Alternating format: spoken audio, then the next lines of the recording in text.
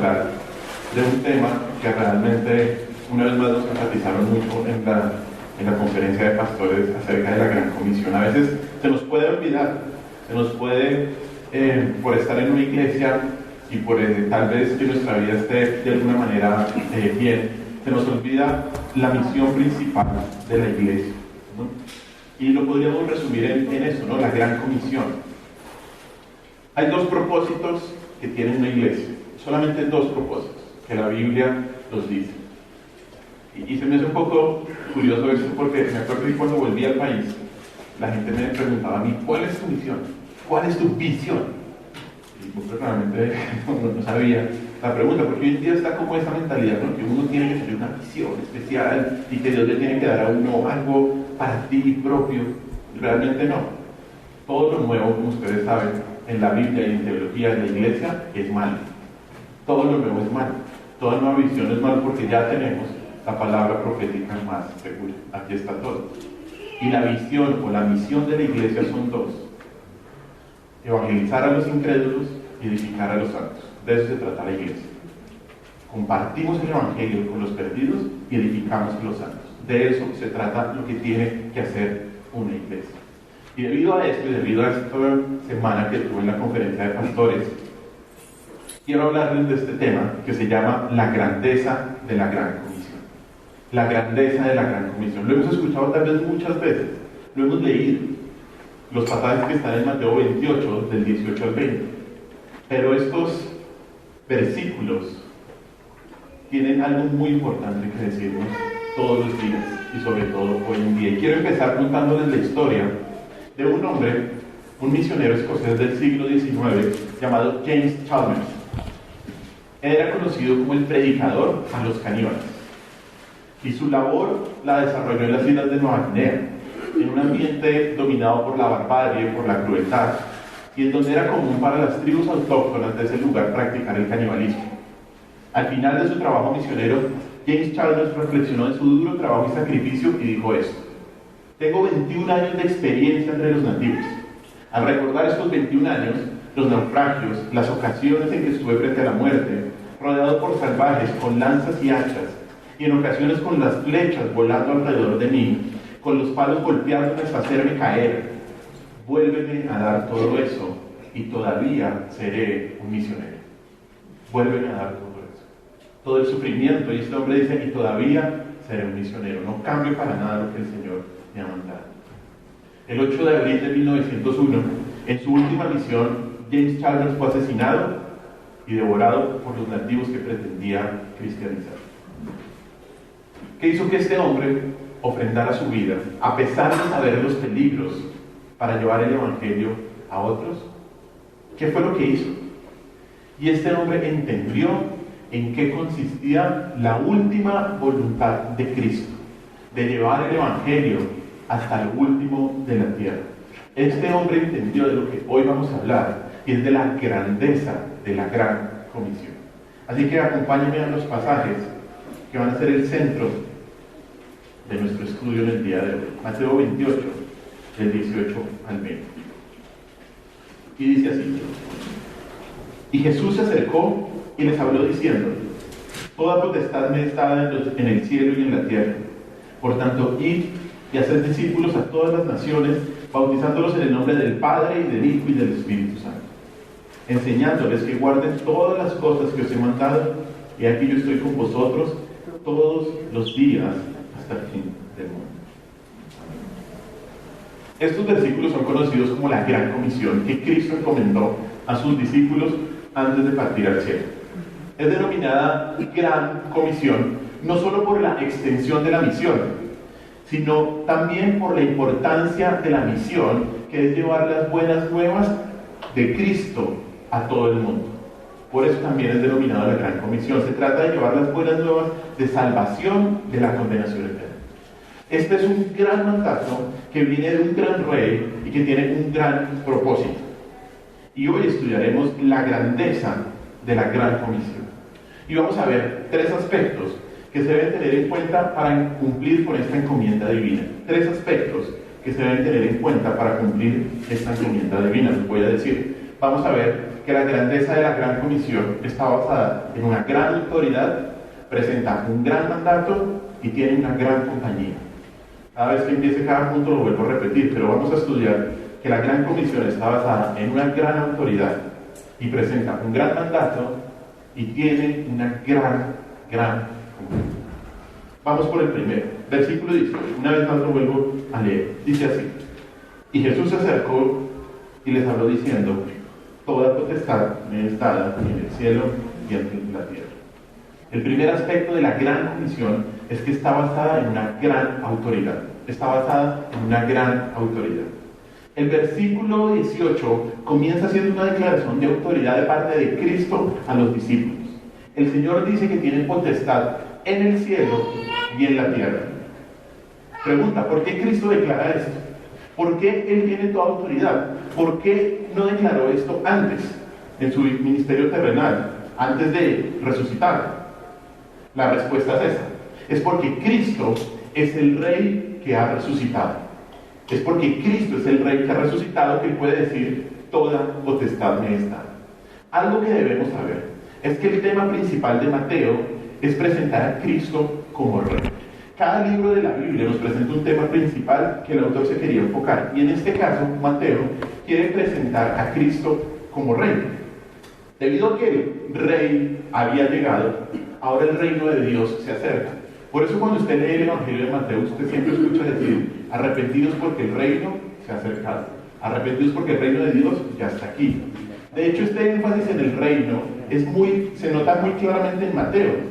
Esa frase, el reino de los cielos, aparece 32 veces en todo el Evangelio. Y las palabras como reino, reino de Dios, o incluso reino del Padre, son comunes. No hay lugar a dudas de que el propósito de Mateo es presentarle específicamente a la población a la que escribió, que eran judíos, presentarle a Cristo como Rey. Mateo tiene eso en mente. Mateo le está escribiendo a judíos del primer siglo. Quiere mostrar que Cristo es el Mesías, es el Rey prometido de miles de años atrás, y por eso su objetivo es presentar a Cristo como ese Rey. Y por eso este capítulo final nos presenta al Rey resucitado. Por eso es que Mateo, el capítulo 28, nos presenta al Rey resucitado. Miren lo que dice Mateo 28, 5, vamos a leer versículo 5, versículo 9 y versículo 17. Y nos vamos a dar cuenta que el evangelista Mateo tiene el propósito de mostrar que Cristo resucitó. Mire Mateo 28:5, dice así: mas el ángel respondiendo dijo a las mujeres: no temáis vosotras, porque yo sé que buscáis a Jesús, el que fue crucificado. Mire ahora lo que dice versículo 9: he aquí Jesús les salió al encuentro diciendo: salve. Y ellas, acercándose, abrazaron sus pies y le adoraron. Está presentando ¿qué? A Cristo que venció la muerte. Y mire el último versículo, 17, el que tengo anotado ahí. Y cuando lo vieron, a quien a Cristo, le adoraron, pero algunos dudaban. ¿Qué nos quiere presentar esto? Y esto es muy importante de entender, porque esto lo vamos a ver en la clase también de hermenéutica. Hay una intención del autor que quiere mostrar un hecho particular. En este caso es mostrar que Cristo ¿qué? Ya no está muerto, que Cristo vive, y que eso es muy importante. Y en este último versículo 17, aunque algunos discípulos dudaron, otros ¿qué? Adoraron, dice ahí. Otros adoraron. ¿Por qué? Porque Cristo había resucitado. Y esta era la prueba final de que Cristo era el Rey. Esta era como el punto final, de mostrar que Cristo es el Rey exaltado. La resurrección de Cristo es la prueba final de su autoridad y dominio. La resurrección de Cristo no es un hecho más de todo lo que hizo Cristo, pero era muy importante hacerlo. De hecho, vaya conmigo a Efesios capítulo 1, versículo 19 y 22, y vemos por qué era tan importante que la resurrección se diera a declarar la autoridad de Cristo. Efesios capítulo 1, versículos del 19 al 22. Dice Efesios 1, del 19 al 22. Dice así: ¿y cuál la supereminente grandeza de su poder para con nosotros los que creemos? Según la operación del poder de su fuerza, mire el 20, la cual operó en Cristo, resucitándole de los muertos y sentándole a su diestra en los lugares celestiales, sobre todo principado de autoridad y poder y señorío, y sobre todo nombre que se nombra, no solo en este siglo, sino también en el venidero, y sometió todas las cosas bajo sus pies, y lo dio por cabeza sobre todas las cosas a la iglesia. Aquí, ¿qué nos está mostrando? Que Cristo tiene una autoridad impresionante. ¿Y por qué es esa autoridad? Porque resucitó. Porque Cristo resucitó. Cristo es Rey sobre todo. Y por ello la grandeza de este mandamiento está basada en la gran autoridad de Él para dar un último mandato real. Aquí Cristo está dándole a sus discípulos en la gran comisión un último mandato real. Y este mandato real es este. Es la gran comisión. Es la gran comisión. Es la última voluntad del Rey aquí en la tierra. Por eso el versículo 18 dice: toda potestad me es dada o me ha sido dada en el cielo y en la tierra. Porque debido a que Cristo resucitó, Él tiene poder absoluto. Esa palabra potestad, ¿qué significa? Significa autoridad, significa capacidad, poder. Cristo es capaz de hacer absolutamente todo. Y esas palabras ahí en Mateo, me ha sido dada, muestran que esta autoridad fue una acción que se produjo en Cristo. Alguien le dio esa autoridad. Toda potestad que me ha sido dada, me ha sido dada. Debido a esto, el único que le pudo dar esa potestad y ese poder, ¿quién fue? Dios Padre. Dios Padre y nadie más. Miren lo que dice Filipenses. Esto es importante verlo también. Filipenses capítulo 2, del 9 al 11, que aquí nos muestra que fue Dios Padre el que le dio la autoridad absoluta a nuestro Dios, a nuestro Cristo. Filipenses 2, del 9 al 11. Dice así. Filipenses 2, 9 al 11. Por lo cual, Dios también le exaltó hasta lo sumo y le dio un nombre que es sobre todo nombre, para que en el nombre de Jesús se doble toda rodilla de los que están en los cielos y en la tierra y debajo de la tierra, y toda lengua confiese que Jesucristo es el Señor, para gloria de Dios Padre. Para gloria de Dios Padre. Es muy lindo este verso, como no hay ningún conflicto de autoridad entre el Padre, el Hijo e incluso el Espíritu Santo. Pero Dios Padre le dio al Hijo que toda autoridad para su gloria también. Dios le dio toda autoridad. Y debido a que Cristo venció la muerte, debido a que Cristo resucitó, Cristo es el Rey soberano, que tiene autoridad en el cielo y en la tierra. Y debido a esta suprema autoridad, es que Cristo puede comisionar a sus discípulos para ir hasta los confines de la tierra a hacer más discípulos. Antes, y por eso es importante este punto, antes de que el Señor les diga cuál es la misión, Él establece su autoridad. Él dice: toda potestad me es dada en los cielos y en la tierra. Y esa es la razón por la cual el Señor declaró sus mandamientos, su autoridad. Esa es la razón por la cual Él declaró la gran comisión. Porque debido a la importancia de la misión y debido al peligro de la misión, los primeros discípulos necesitaban saber, y también nosotros necesitamos saber, la autoridad que tiene Cristo, la suprema autoridad que tiene Cristo, para poder ir al mundo a ser más discípulos de Él. Esta misión que nos está dando el Señor y que se la dio hace 2000 años a los primeros discípulos, no la estaba dando el jefe del trabajo, no la estaba dando el comandante de un ejército o el presidente de una nación. Esta misión era dada por el mismo Señor de la tierra, quien había demostrado su poder al resucitar y ahora los estaba encomendando. Seguramente fue debido a la gran confianza de este mandato y del poder del Señor, que por eso los primeros discípulos empezaron y salieron a todo el mundo a evangelizar. Debido a la confianza que les daba la autoridad delegada de Cristo, es que los primeros discípulos pudieron salir de sus hogares e ir a proclamar el Evangelio a todo el mundo. A todo el mundo. Hermanos, la tierra entera es de nuestro Señor. Cristo resucitó. Cristo venció lo que no se puede vencer, la muerte.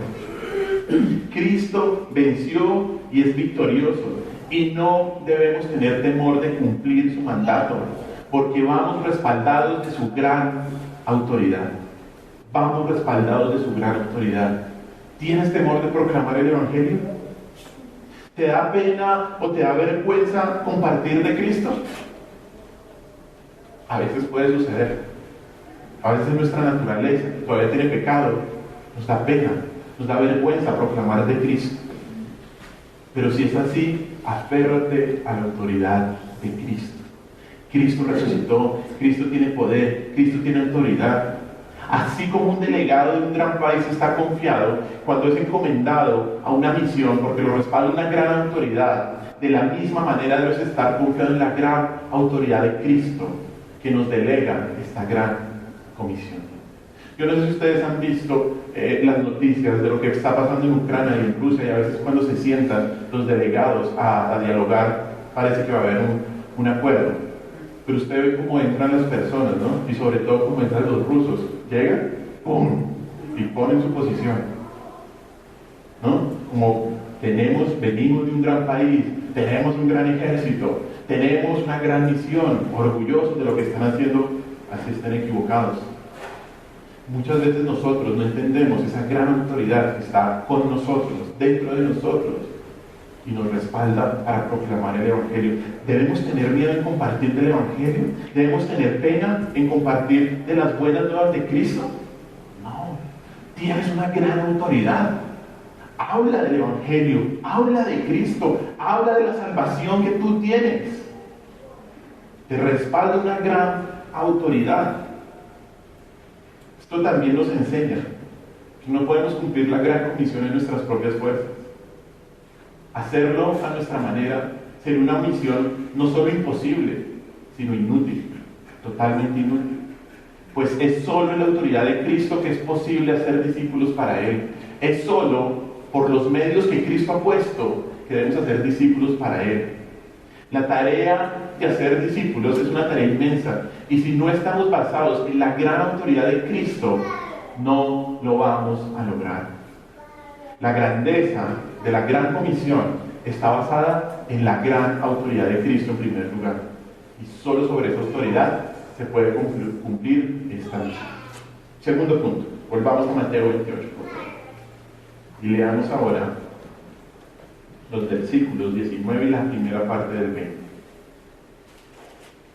Dice así, y vamos a ver el gran mandato de Cristo. Por tanto, id y haced discípulos a todas las naciones, bautizándolos en el nombre del Padre, y del Hijo, y del Espíritu Santo, enseñándoles que guarden todas las cosas que os he mandado. Hasta ahí. El segundo aspecto de la grandeza de la gran comisión es que está basada en un gran mandato. Está basada en un gran mandato. En estos versículos, el Señor mencionó cuál era y cómo quería que se cumpliera su última voluntad. Esto es muy importante entender. Bueno, Él no solo dijo cuál era su voluntad, sino cómo quería que se cumpliera su última voluntad. Y su voluntad final fue que sus discípulos fueran por todo el mundo a ser más discípulos de Él. Usualmente, seguramente le pasó como a mí, se ha creído que aquí hay varios mandatos. Un mandato es ir, otro mandato es bautizar, otro mandato es evangelizar, otro mandato es enseñar. Pero definitivamente lo que nos enseña el texto y cómo está escrito nos muestra que solo hay un mandamiento. Aquí solo hay un mandamiento. Y el único mandato que nos presenta Cristo acá es ir y hacer discípulos. Vaya y hagan discípulos. Ese es el único mandato que hay ahí. El único imperativo es hacer discípulos de Cristo. El ir, el enseñar y el bautizar es la manera como hacemos discípulos. ¿Listo? El único mandato es hacer discípulos. La manera como hacemos esos discípulos es yendo, bautizando y enseñando. ¿Listo? Son tres maneras que el Señor nos dice cómo debemos hacerlo. Y este mandamiento, si nos ponemos a pensar, tiene mucha trascendencia. ¿Por qué? Porque Cristo no nos manda solamente a ser seguidores de Él. No nos manda a ser adeptos de Él. No nos manda solamente a ser fanáticos, a ser miembros de un club o adeptos de un partido político. No. Cristo no nos manda a eso. ¿A qué nos manda Cristo? A ser discípulos. Cristo no nos manda solamente a entregar folletos, a pararnos en una esquina, a proclamar el Evangelio. sino hacer todo lo posible para ser discípulos de Cristo. ¿Qué es un discípulo? Discípulo significa uno que aprende. Ese es el significado literal. Uno que aprende. Y describe a alguien que está continuamente aprendiendo. Eso es lo que significa ser discípulo. Además, ese término hacer discípulos es un término más amplio que se refiere no solo al acto inicial de la salvación, no. Un discípulo de Cristo, y escúchame bien todos, es alguien que ha decidido seguir al Señor, pase lo que pase. Eso es un discípulo de Cristo. Miren lo que dice Lucas 9:23. Miren lo que dice Lucas 9:23. Dice así.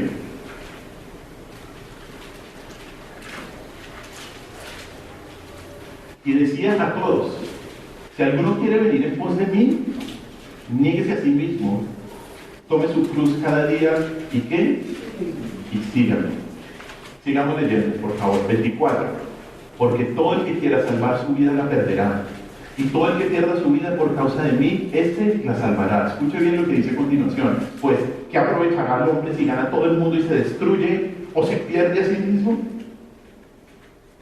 Hasta ahí. ¿Qué significa ser un discípulo de Cristo? ¿Ah? Significa mirar primero por los intereses de Cristo. Significa no estar cómodo y vivir para Cristo. Y significa, como dice ahí, perder la vida por Cristo. Dice el versículo 23, niéguese a sí mismo, tome su cruz cada día y sígame. ¿Qué era tomar su cruz? Fácil, morir, ¿o no? Morir. Tienes que morir si quieres ser seguidor de Cristo. Tienes que morir a tus intereses, a tus metas, a tus propósitos, porque el cristianismo no está para cumplir tus propósitos. No, les mintieron. Alguien se ríe por eso. Les mintieron. ¿Para qué estamos, hermanos? ¿Para qué está el cristiano?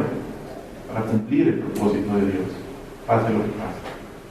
Pase lo que pase. Un discípulo de Cristo es alguien que ha decidido seguir al Señor, pase lo que pase.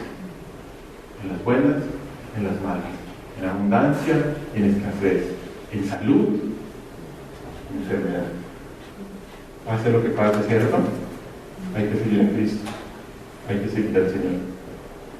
¿Cómo hacemos discípulos? ¿Cómo hacemos discípulos? Bueno, el mismo texto nos lo dice. 3 maneras de ser discípulos. 3 instrucciones que nos da el Señor. Y la primera dice a él, ir. Ir, dice a él. La primera instrucción de Cristo es ir a buscar esos discípulos. Ir a buscar esos discípulos. Esto nos puede parecer normal a nosotros, cristianos del siglo XXI. Pero para los discípulos judíos esto pudo parecer y pudo sonar un poco extraño. ¿Por qué? Porque recuerden que ellos pensaban que Israel iba a ser de bendición para todas las naciones en la medida que la gente fuera a Israel, ¿cierto? En la medida que la gente específicamente fuera a Jerusalén y no que Israel fuera a ellos. Ellos pensaban eso. Pero es en este momento que se cumple la promesa que Dios le había dado a Abraham de que en su simiente serían benditas todas las familias de la tierra. ¿Se acuerdan? Es el pacto que Abraham, Génesis ¿qué? 12. Muy bien, ahí en los cursos. Ahí, en tu simiente serán benditas todas las familias de la tierra. Luego eso lo vemos con David. Y luego ¿qué va a pasar? Nos damos cuenta que la simiente en la que van a ser benditas todas las familias de la tierra, ¿quién es? Cristo, nuestro Señor Jesús. La simiente es Jesús. Por eso el Señor dice que hay que ir a todas las naciones. Esto mismo ya lo había repetido Dios Padre cuando en Génesis capítulo 2, en ti serán benditas todas las familias de la tierra. Y aquí es como una conexión que está haciendo el evangelista Mateo en las palabras del Señor Jesús, que dice, esto es la promesa. Aquí es que se cumple la palabra, porque es Cristo en donde la gente es bendecida de todas las naciones. La manera como son benditas todas las personas de todas las naciones es por medio del mensaje de salvación de Cristo. Esa es la única manera en que la gente puede ser realmente bendecida, por medio del mensaje de salvación de Cristo. Hermanos, El lugar al que los discípulos de Cristo debemos ir es al mundo. Es fuera de las paredes de la iglesia, en nuestro caso, de este hotel. Y no estamos obedeciendo al Rey, sino vamos a este mundo de gente muerta en sus pecados. No estamos obedeciendo el último mandato real. La iglesia, escúcheme bien, no puede esperar que el mundo venga a las puertas del templo, sino que tiene que levantarse e ir al mundo.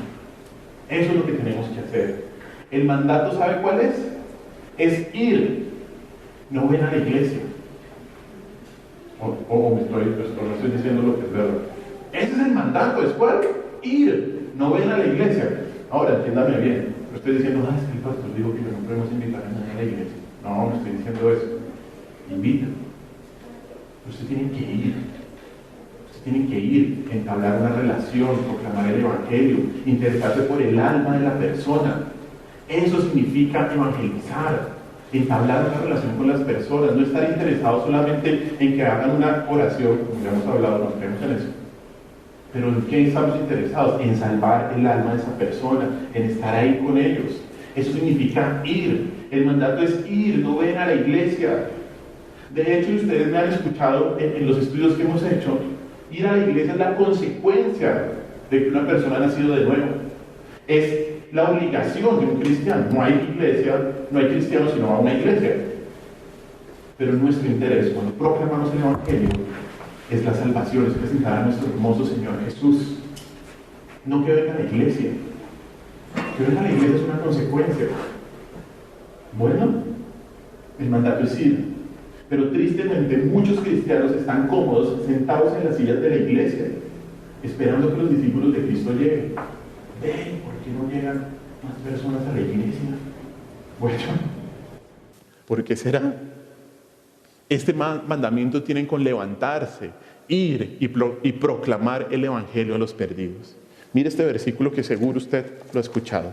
Romanos capítulo 10, versículo 14. Romanos capítulo 10, versículo 14.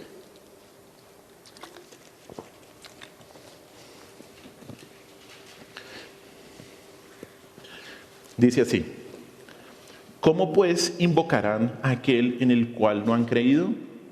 ¿Y cómo creerán en aquel de quien no han oído? ¿Y cómo oirán sin haber quien les predique?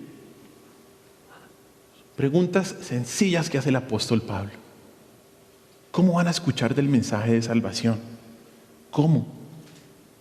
Sin mensajero no hay mensaje. Sin predicador no hay quien escuche. Sin ir no hay discípulos. Sin ir no hay discípulos. ¿Cómo? Dice Pablo.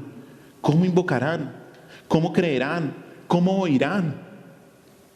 Qué privilegio es hacer parte del plan de Dios de ir a llamar a los escogidos de Dios. Qué privilegio es ese. Qué privilegio es que Dios nos utilice. Y debemos hacerlo. Nunca debemos pensar, no, como Dios ya ha escogido. No, todo lo contrario. Como Dios ya ha escogido, tengo que ir a buscar a los escogidos del Señor. ¿Qué fue lo que hizo Pablo cuando estaba en Corintio? Me quedo, porque hay muchos creyentes aquí en este pueblo que todavía no eran creyentes. Pablo se quedó. ¿A qué? Hay que agarrarlos a todos. Qué privilegio, hermano, sería eso. No sé si ustedes saben de un hombre que se llama Hudson Taylor, primer misionero que fue a la China.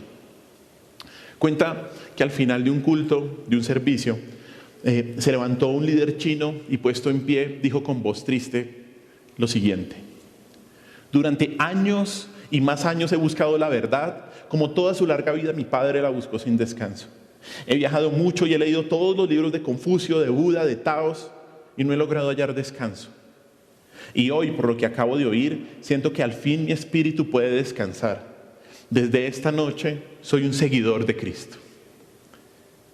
Después, dirigiéndose a Hudson Taylor, con voz solemne le preguntó: ¿por cuánto tiempo conocen las buenas nuevas en Inglaterra?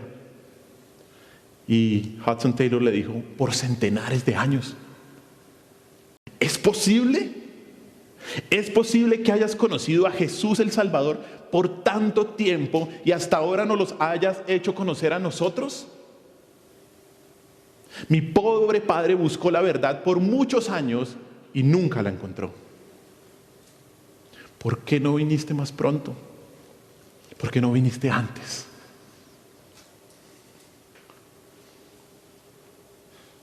¿Qué pasa si alguien en nuestros trabajos, en nuestra familia nos dice lo mismo?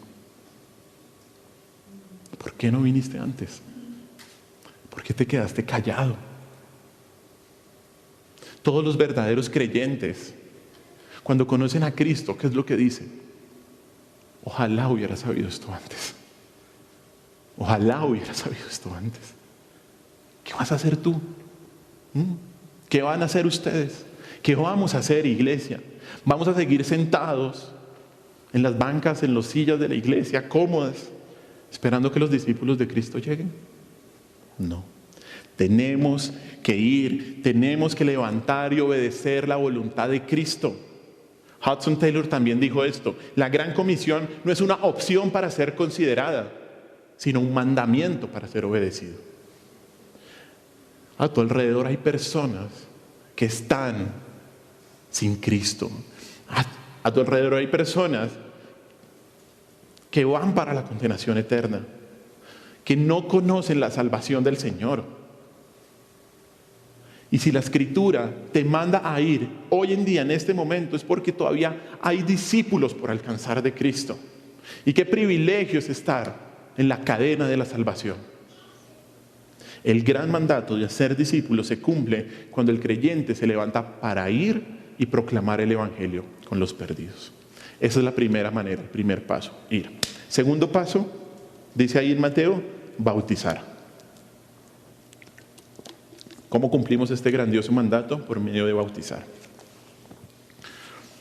Esta segunda instrucción para ser discípulos es bautizar a aquellos que creen en el mensaje del Evangelio. Cuando una persona entiende el Evangelio, ¿y el Evangelio qué es? Arrepentirse de sus pecados. ¿Por qué? Porque ha entendido que Dios es santo, ¿cierto? Dios es santo y el hombre es ¿qué? Pecador. Y la única manera para llegar a Dios, ¿qué es? Cristo. Cristo. No llegamos por medio de absolutamente nada más, porque el único que pudo llevar los pecados en la cruz, ¿quién fue? Cristo. Nadie más. Cuando una persona entiende esto y se arrepiente de sus pecados, se arrepiente de que por naturaleza es pecador y que necesita a Cristo, la persona, el siguiente paso, ¿cuál es? Bautizarse. Dice ahí, ir, bautizar. ¿Por qué bautizar? Porque el bautismo es la señal de la identificación con Cristo y con la iglesia. Con Cristo y con la iglesia. Esa palabra bautismo significa ¿qué? Sumergir. Sumergir. Y se hace conscientemente. Por eso es que la palabra de Dios, y hemos estudiado esto, no nos manda a bautizar ¿a qué? A bebés ni a niños. Porque quienes se bautizan son ¿quiénes? Los seguidores de Cristo. Y un seguidor de Cristo debe saber, entender, haberse arrepentido de sus pecados para poderse bautizar. Por eso el bautismo es ¿qué? Es por inmersión. Significa sumergir. El bautismo cristiano se hace en agua, según lo que dice la palabra de Dios. Y es la representación gráfica de lo que Cristo ha hecho por todos los pecadores a través de su muerte y de su resurrección. ¿Qué significa? Morimos al pecado, morimos al viejo hombre y nos levantamos a una nueva vida. El bautismo por agua ejemplifica esto. Ejemplifica cómo el nuevo creyente rompe con su pasado e inicia una nueva vida. Bautizarse es el primer acto de un discípulo que llega a la fe cristiana. Eso. No hay cristiano en la palabra de Dios sin bautismo. Así como no hay cristiano sin iglesia en la Biblia. Mire lo que dice Hechos. Vamos a Hechos, capítulo 2. Como lo primero que hacían los creyentes, quienes habían entendido el mensaje del Evangelio, que se bautizaban. Hechos 2:38. ¿Qué dice ahí? Dice ahí, Pedro les dijo, arrepentidos y ¿qué? Bautícese. La tenía clara, se la acababan de decir el Señor Jesús. Pedro les dijo, arrepentidos y bautícese cada uno de vosotros en el nombre de Jesucristo para perdón de los pecados y recibiréis el don del Espíritu Santo. Mire otro versículo, ahí mismo en Hechos, capítulo 16, versículo 31 al 33. Hechos 16, del 31 al 33. Dice así, Ellos dijeron: cree en el Señor Jesucristo y serás salvo tú y tu casa. Y le hablaron la palabra del Señor a él y a todos los que estaban en su casa. Y él, tomándoles en aquella misma hora de la noche, les lavó las heridas. Y enseguida, ¿qué? Se bautizó él con todos los suyos. ¿Qué fue lo que pasó aquí? ¿Creyeron y qué? Se bautizaron. ¿Se arrepintieron y qué? Se bautizaron. Paréntesis, para que, y ya lo hemos hablado, que aquí se diga: cree y serás salvo tú y toda tu casa, es una promesa ¿para quién? Ustedes ya lo saben. Para esta persona. ¿Listo? No para todos nosotros. La salvación es ¿qué? Individual, es personal. A veces se ha malinterpretado este versículo, no, como yo creo, entonces ya el salvoconducto para todos los de mi casa. No, porque ahí, si usted mira bien el texto, dice que todos creyeron. Y por eso todos ¿qué? Se bautizaron. ¿Listo? Pero volviendo a lo que estábamos hablando, ¿sí ven? Creen, se arrepienten y ¿qué pasa? Se bautizan. Los creyentes se bautizan después de que se han arrepentido, como muestra de su arrepentimiento en la salvación. El bautismo, hermanos, es un acto de obediencia. No se debe pensar el bautismo que tiene poder para salvación. No. ¿Recuerda Marcos 16, los dos ladrones? Le dijo: hoy estarás conmigo en el paraíso. ¿Lo bautizaron ahí? No.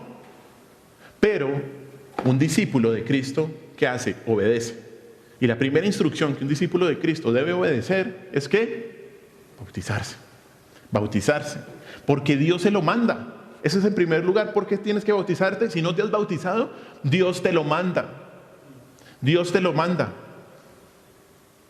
Y si no te has bautizado y eres un creyente, bueno, hablamos al finalizar la reunión, pero es algo que debes hacer. Eso es lo primero. Por eso nos debemos bautizar, porque Dios lo manda. El llamado a Dios no es solamente a salvación. El llamado de Dios es a obediencia, y eso es suficiente razón. Dios lo dice, Cristo lo dice, listo, yo lo hago. ¿Cuál es el problema? No, es que ya tengo muchos años, es que me da pena, es que primero me bauticé, como me pasó a mí, cuando yo creía que era cristiano y no era cristiano, entonces pues, ¿y ahora qué dirán? ¿Qué importa? ¿Te bautizas otra vez? ¿Te bautizas otra vez? No, te bautizas bien como debes bautizarte. Por eso, el llamado de Dios no es solo a salvación, es a obediencia. Y en segundo lugar, el cristiano se bautiza para ser testimonio público de su nuevo Señor. Es que yo digo, y por eso en la iglesia es tan lindo esa ceremonia de bautismos. Si usted no ha ido, no se pierda la próxima, en donde las personas que se bautizan declaran públicamente cómo ha sido, cómo Dios los ha traído a salvación. Testificamos públicamente, y los que se bautizan testifican al mundo de que son ¿qué? Seguidores de Cristo. Así como tú tienes una identificación de que eres colombiano, suizo, alemán o lo que sea, el bautismo es tu identificación de que perteneces a Cristo. El bautismo es el primer acto público de obediencia a nuestro Señor Jesucristo. Finalmente, y volvamos una vez más a Mateo 28, dice que el bautismo se debe hacer en el nombre del Padre, del Hijo y del Espíritu Santo. Esta frase significa o se refiere a la maravillosa unión que tiene el creyente con la Trinidad. Dado que el bautismo es la declaración de una persona que es salva, esta frase confirma que esta persona es una con el Padre, con el Hijo y con el Espíritu Santo. Y ahí están los tres. Es una bendición cuando uno obedece y se bautiza. El gran mandato de hacer discípulos se cumple cuando las personas se identifican con Cristo por medio del bautismo. Tercer punto de este segundo punto. Espero que me vayan siguiendo, ¿no? En el bosquejo. Enseñar. ¿Cómo hacemos discípulos? No solo yendo, no solo bautizando, sino también enseñando. Esta es la última instrucción de Cristo para ser discípulos. Sin la enseñanza y sin el aprendizaje en la palabra, no existen discípulos de Cristo. No existen discípulos de Cristo. La misión de la iglesia no es simplemente convertir, sino que enseñar. El verdadero evangelismo no se limita a la proclamación del evangelio y a la conversión de las personas. No. El nuevo creyente necesita conocer qué es lo que se requiere para poder obedecer a Cristo. para poder obedecer lo que Cristo ha mandado. El versículo dice que esta enseñanza tiene el propósito de que los nuevos discípulos, mire su Biblia, guarden, dice ahí, enseñándoles que guarden todas las cosas que Cristo ha mandado. Y esto significa que esta enseñanza no es simplemente intelectual, no. No es solamente para aumentar el conocimiento teológico de las personas, no. Esta es una enseñanza, y esto es lo que significa la palabra guardar, que debe transformar el carácter y la voluntad del individuo. Eso es guardar en el corazón, guardar, atesorar. El propósito final de guardar, ¿sabe cuál es? La obediencia. Por eso se enseña la palabra de Dios, para que podamos, ¿qué? Obedecer, guardar los mandatos de Dios. Hermanos, por definición, un discípulo, como lo dijimos, es uno que aprende. Por definición, un discípulo es un aprendiz y un seguidor de Cristo y de su palabra. Estudiar, entender y obedecer la palabra de Dios es lo que va a caracterizar a un verdadero discípulo. Eso, estudiar, entender y obedecer la palabra de Dios es lo que va a caracterizar a un verdadero creyente. No que esté saltando ahí cuando hay una banda ahí como de rock, metal o lo que sea ahí. No. Eso no es nada. Eso no es nada. Estudiar, entender y obedecer es lo que caracteriza a un discípulo de Cristo. Mire 1 Timoteo.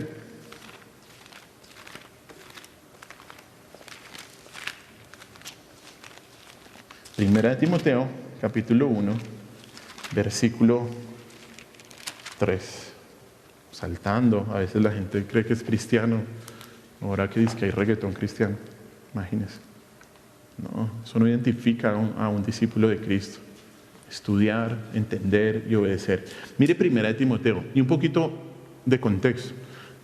Timoteo, la carta de Timoteo, Pablo la escribe, se llama una carta pastoral. Se la escribe a su discípulo Timoteo. Timoteo estaba en Éfeso dirigiendo la iglesia. Y Pablo le escribe esa carta diciéndole, esto es lo que tienes que hacer en la iglesia. Estas son cartas que los pastores debemos estudiar una y otra vez. Entonces Pablo le escribe de esa manera. Y mire lo que Pablo le dice a Timoteo, lo que él debe hacer en la iglesia. Ahí están los versículos. 1 Timoteo. ¿No lo puse? Es mi error. 1 Timoteo capítulo 1, versículo 3. Ya le íbamos a echar la culpa otra vez a Alejandro. Todo lo que pase mal en el servicio, ya sabe. Alejo. 1 Timoteo capítulo 1, versículo 3. Mire lo que dice Pablo a Timoteo. Como te rogué que te quedases en Éfeso cuando fui a Macedonia, para que mandases a algunos que no enseñen diferente doctrina. ¿Qué le dice ahí rápidamente Pablo a Timoteo? Cuidado de los que están enseñando de manera equivocada. Cuidado de eso. Mire más adelante ahora, capítulo 4, versículo 11. Ahí mismo en 1 Timoteo. Capítulo 4, versículo 11. Dice ahí, mire, ¿qué le dice Pablo a Timoteo? Esto manda y enseña. ¿Qué tiene que hacer el pastor Timoteo? Enseñar. Obedecer, que tiene que enseñar. Mire más adelante, versículo 13. Entre tanto que voy, ocúpate en ¿qué? En la lectura, la exhortación y la enseñanza. ¿Se imagina Timoteo? No, ¿y ahora qué hago? No, hagamos una obra de teatro para traer gente. Se ríe por ahí. No, hagámonos un concierto y llamemos a... Ahí póngale el nombre. Entre tanto que voy, ocúpate de ¿qué? De la lectura, la exhortación y la enseñanza. Y mire versículo 16, 1 Timoteo 4. 1 Timoteo 4, 16. Ten cuidado de ti mismo y de la doctrina, persiste en ello, pues haciendo esto te salvarás a ti mismo y a los que te oyeren. ¿Qué le está diciendo Pablo? Él ya, hombre, y en este momento ya tenía muchos años en el ministerio. ¿Qué es lo que tiene que decirle a Timoteo que está ahí? Enseña, predica, cuídate de la doctrina, cuídate de ti mismo y de la doctrina que enseñes. ¿Ah? ¿Qué tiene que hacer la iglesia? Enseñar. Qué bueno que nos digan, pero aquí solo se enseña la Biblia. Eso es como para reírse de ese comentario. Pues, ¿qué más que hacemos? Es que no tenemos nada más que hacer. ¿Ah? Qué bueno que nos digan eso, como a veces me han dicho a mí. Y la gente, no, es que no, me voy. La enseñanza es fundamental. Enseñar es lo que debe hacer una iglesia.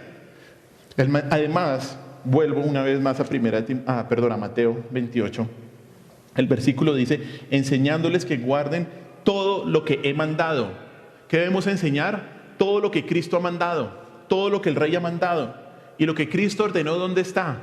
En la Escritura, en la palabra. No están los libros de ciencia, no están los libros de autoayuda, tampoco está en el universo, y mucho menos está en mi propio entendimiento. Como la frasecita, no, es que yo obedezco a Dios a mi manera. Pues a su manera es la manera del diablo. El enseñar a obedecer totalmente la Escritura fue una constante en el Nuevo Testamento. Ahora sí, Hechos 20, 27, ¿tampoco? Sí, Hechos 20, 27. Miren lo que dice Hechos 20, 27. Lo que hacía Pablo, que fue lo que dijo que hacía a Timoteo, que hiciera a Timoteo. Hechos 20, 27. Porque no he rehuido anunciaros que todo el consejo de Dios. Todo el consejo de Dios estuvo Pablo enseñándolo ahí en la iglesia. Pablo enseñó todo el consejo de Dios. El no enseñar a guardar tiene como resultado una obediencia incompleta que no le agrada a Dios. Por eso es que hay que enseñar. Si no se enseña la palabra, no hay crecimiento espiritual. Si no se enseña la palabra, no hay discípulos de Cristo. Si no se enseña la palabra, no se cumple la gran comisión. Si no se enseña la palabra, la gente va a la condenación, creyendo que son creyentes cuando no lo son. Hay que enseñar la palabra. El mandato de hacer discípulos se cumple cuando enseñamos a obedecer a Cristo y su palabra. Y este no es solo un mandamiento para los pastores, déjenme decirle. Todo el mundo está, tal vez, bueno, algunos estarán felices. No, pero eso le toca a los pastores. No. Este mandato es para todo discípulo de Cristo. Todo verdadero discípulo ha sido enseñado en la Escritura y por lo tanto puede enseñarles a otros lo que ha aprendido. Resumamos este punto. El gran mandato del Señor de discipular a todas las naciones, al ir a ellas con el Evangelio, es ir a ellas con el Evangelio, bautizándoles y enseñándoles a guardar todo lo que Cristo mandó. La pregunta es, ¿quién puede realizar esta tarea? Bueno, las últimas palabras, ahí en Mateo 28:20, nos muestra quiénes pueden hacer esta tarea. Mire lo que dice Mateo 28 y pasamos a nuestro tercer punto, que es una gran compañía. Mateo 28:20 dice así: enseñándoles que guarden todas las cosas que os he mandado, ya lo dijimos, y dice ahí al final, y aquí yo estoy con vosotros todos los días hasta el fin del mundo. Amén. El tercer aspecto de la gran comisión es que está basado en una gran compañía. La gran comisión está basada en una gran compañía. La razón por la cual los cristianos podemos ir y hacer discípulos no solo está basada en la gran autoridad de Cristo, sino también en que Él va a acompañarnos a hacer esta tarea. Y va a acompañarnos todos los días. El cristiano tiene un gran mandato para cumplir, el cristiano tiene una gran compañía para cumplir este gran mandato. Una gran compañía. Estas palabras son lindísimas, es como para subrayarlos, para como poner en la casa. Ahí dice, he aquí, yo estoy con vosotros, dice el Señor. Yo estoy con vosotros, yo estoy contigo, dice el Señor. Él no dijo esto, es muy importante entender la gramática. Él no dijo, yo estaré con vosotros. Él que dijo, yo estoy con vosotros, yo estoy contigo. Cristo no solo nos envía, sino que viene con nosotros, va con nosotros, es nuestro acompañante, es nuestro aliado. El Señor delega su obra a sus siervos, pero no permite que ellos vayan solos. No, Él va con ellos siempre. Ahí dice, yo estoy con vosotros ¿cuándo? Todos los días, todos los días. La promesa del Señor es estar junto a sus discípulos todos los días y en toda clase de días. Días buenos y malos, días de conflicto y victoria, días de abundancia y de escasez, días de fortaleza y de debilidad. En cada uno de estos días, ten la seguridad de que Dios está contigo. No solo en la tarea de ir a llevar discípulos, de ir a compartir el Evangelio, sino en cada momento de tu vida. Yo estoy con vosotros, dice el Señor. Finalmente el versículo dice, hasta el fin del mundo. ¿Listo? Ahí las últimas palabras ya de Mateo. Y eso significa que no hay límite temporal de esta promesa. No está condicionada. El Señor está con nosotros siempre. Cristo camina con los suyos hasta el final, o hasta que el Señor regrese, o hasta que nosotros vayamos a verlo.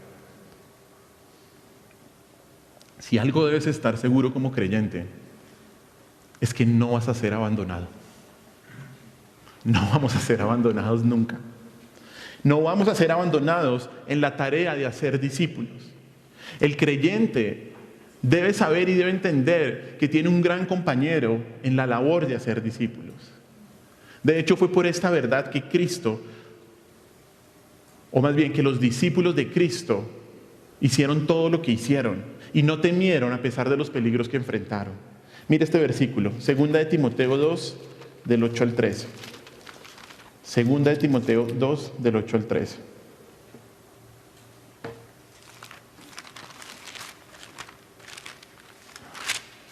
Dice así, 2 de Timoteo 2, del 8 al 13. Acuérdate de Jesucristo, del linaje de David, resucitado de los muertos conforme a mi evangelio, en el cual sufro penalidades hasta prisiones, a modo de malhechor. Y mire lo que dice tan lindo, mas la palabra de Dios no está presa. Y mire el 10, por tanto, todo lo soporto por amor de los escogidos, para que ellos también obtengan la salvación que es en Cristo Jesús con gloria eterna. El 11, palabra fiel es esta: si somos muertos con Él, también viviremos con Él. Si sufrimos también reinaremos con Él. Si le negaremos, Él también nos negará. Si fuéramos infieles, Él permanece fiel. Él no puede negarse a sí mismo. Qué lindas palabras que entendió Pablo. Qué lindas palabras. Todo lo soporto por amor a los escogidos. Yo le pido al Señor eso para mi vida. Señor, que yo pueda entender eso. Que estamos en esta causa, que es tu gran comisión, la salvación eterna de las personas. Que me digan lo que quieran. Qué bueno decir como Pablo. Todos los naufragios, los azotes que sufrió. ¿Todo por qué? Por amor a los escogidos. Y eso es lo que el Señor nos dice a nosotros hoy. ¿Por qué Pablo lo pudo hacer? Porque tenía a Cristo. Porque sabía que Cristo lo acompañaba. Hermanos, la gran compañía de Cristo no es un salvoconducto para evitar los sufrimientos. No. La gran compañía de Cristo es el respaldo que nos permite enfrentar cualquier situación para proclamar el precioso mensaje del Evangelio. La gran mayoría de los primeros discípulos terminaron como mártires, ¿no? Terminaron como mártires porque a pesar de las persecuciones sabían que Cristo iba con ellos. Sabían que Cristo los acompañaba. Pedro fue crucificado boca abajo. Andrés, el hermano de Pedro, fue azotado y luego atado en una cruz sin clavos, pero torturado. Y durante 2 días esperaron su muerte. ¿Y sabe lo que hacía Andrés? Ahí crucificado por un camino, le compartía a todos los que pasaban por ahí. Juan fue herido vivo y como no lo mataron, lo exiliaron a la isla de Patmos. Felipe fue azotado en Egipto, fue encarcelado y luego crucificado. Bartolomé, otro discípulo de los 12, fue golpeado y luego crucificado y desollado vivo y decapitado. Tomás fue atravesado con una lanza. Mateo fue apuñalado por la espalda en Etiopía. ¿Por qué estos hombres sufrieron eso? Porque Cristo iba con ellos al martirio. ¿Por qué nuestros hermanos, como les hemos dicho, como hemos informado, de Ucrania, se quedaron allá? Para proclamar el Evangelio, para edificar la iglesia. Porque sabían que Cristo está con ellos. Porque todo lo podemos en Cristo que nos fortalece.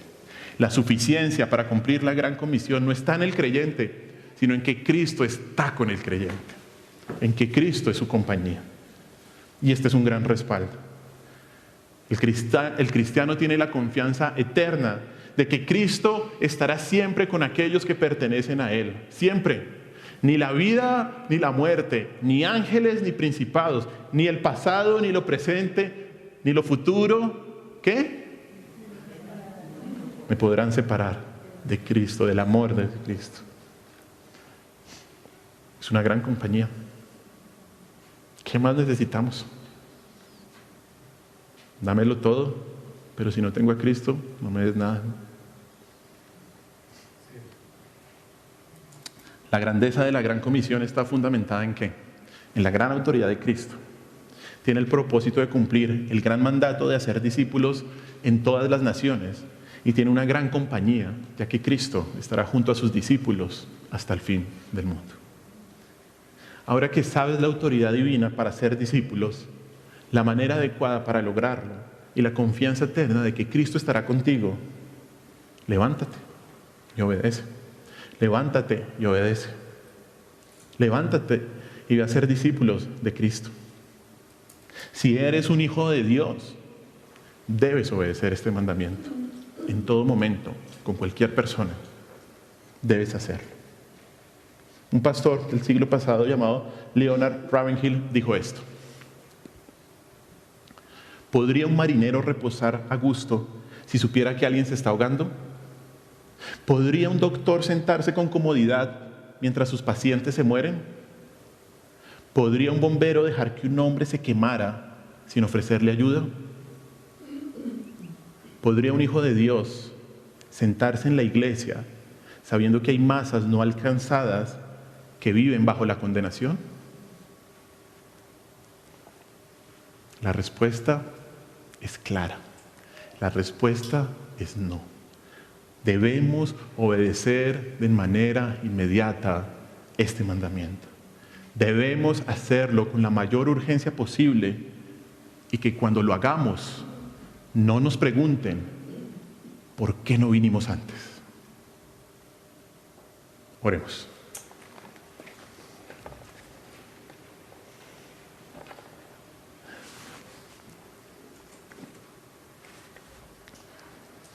Señor, como siempre tu palabra nos desnuda, nos examina y nos lleva, Señor, en primer lugar, pedirte perdón, porque no hemos obedecido este mandato como tú quieres que lo hagamos. Señor, perdónanos.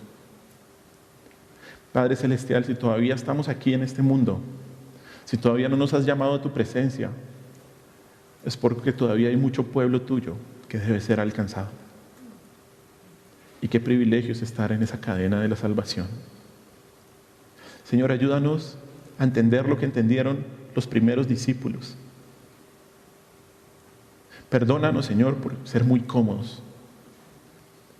Pero ayúdanos, Señor, ahora que tu palabra nos ha enseñado a entender, Señor, tu gran autoridad para ir, tu gran mandato de hacer discípulos y tu gran compañía, Dios. Tu gran compañía, Cristo, que nunca nos dejarás hasta el fin del mundo. Señor, ayúdanos a ir al mundo, pero sobre todo a ir a los que ya conocemos y que no te conocen y que están condenándose. Te lo pido, Padre Santo, te lo pido, Espíritu de Dios, que no solo seamos oidores, sino hacedores de tu palabra. En tu nombre, mi Señor Jesús, hemos orado. Amén.